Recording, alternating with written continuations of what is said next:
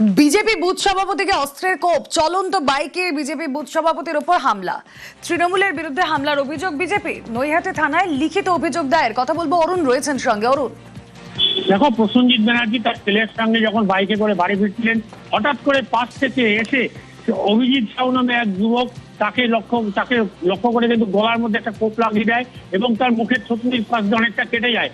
তখন সে ঘটনাস্থল থেকে সে তড়িঘড়ি পালিয়ে যায়। কি উদ্দেশ্যে তাকে এইভাবে রাত্রিবেলায় পাশ দিয়ে একেবারে মোটরসাইকেলের পাশাপাশি এসে আরেকটি মোটরসাইকেল করে তাকে আক্রমণ করলো, এই ঘটনায় কিন্তু পুলিশ অভিজিৎ সাউকে খুঁজছে, এখনো পর্যন্ত কিন্তু তার খোঁজ পাওয়া যায়নি। এই ঘটনায় যিনি নৈহাটির বিধায়ক রয়েছেন সৌমিত্র চট্টোপাধ্যায়, তিনি বলেছেন যে দোষীদের উপযুক্ত শাস্তি হবে, কেউ পার পাবে না। কেন এভাবে মারলো?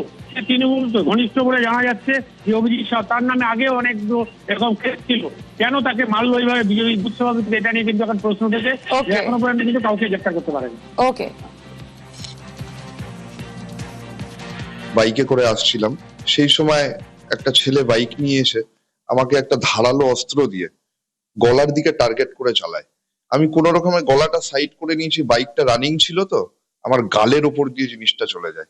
আমি খুব জোরে রক্ত বেরোতে থাকে। এই ছেলেটি সনদদের প্রাক্তন বিধায়ক সনদদের ছেলে শুভমদের একদম ছায়া সঙ্গী। ও বিজেপিতে ঢোকার চেষ্টা করছিল, কিছু লোকজনের কাছে গা ঘেঁষার চেষ্টা করছিল এবং দেখেছে যে হয়তো আমরা বাধা সৃষ্টি করছি। আমাকে অনেকদিন ধরে টার্গেট নিয়ে আমাকে এই জিনিসটা করলো। আমি খুব আতঙ্কিত হয়ে ওখান থেকে প্রাণে বেঁচে আমি ফিরলাম।